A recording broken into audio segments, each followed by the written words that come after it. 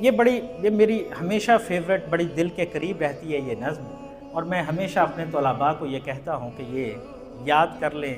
4 اس کی سطریں ہیں، تو یہ بیان بھی انہوں نے جو اس کا جو عنوان باندھا ہے وہ بھی طالب علم باندھا ہے کہ یہ طلباء سے مخاطب ہیں۔ سن لیں طلباء کو اقبال کیا کہتے ہیں: خدا تجھے کسی طوفان سے آشنا کر دے کہ تیرے بحر کی موجوں میں اضطراب نہیں، تجھے کتاب سے ممکن نہیں فراغ کہ تو کتاب خواہ ہے مگر صاحب کتاب نہیں۔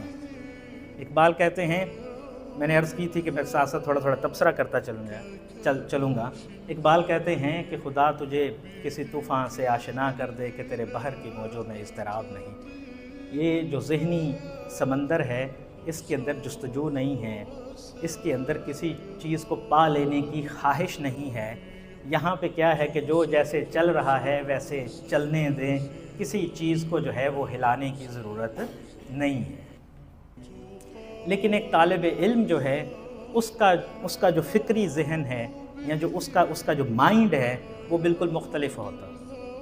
اس کا مائنڈ یہ ہوتا ہے کہ اس میں جستجو ہونی چاہیے، اس میں اضطراب ہونا چاہیے، اس سمندر کے اندر اضطراب کی لہریں ہمیشہ بلند ہوتی رہنی چاہیے۔ خدا تجھے کسی طوفان سے یہ دعا ہے ایک طرح کی کہ اللہ کرے کہ میرے جو طلباء ہیں ان کے اندر یہ صلاحیت پیدا ہو جائے کہ ان کے ذہن کے اندر جو ہے جستجو اور اضطراب کا طوفان جو ہے وہ ہمیشہ امٹتا رہے اور بلند ہوتا رہے۔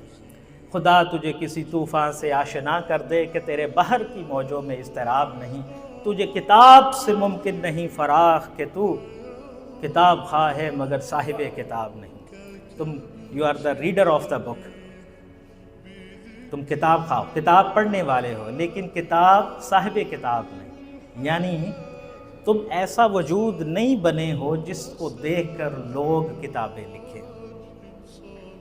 یہ بتا بھی دیا کہ ایک طالب علم کو کہاں سے سفر شروع کرنا ہے اور کہاں پہ جا کے وہ معراج کو پہنچ جائے گا، وہ صاحب کتاب سے، اضطراب سے صاحب کتاب تک سفر۔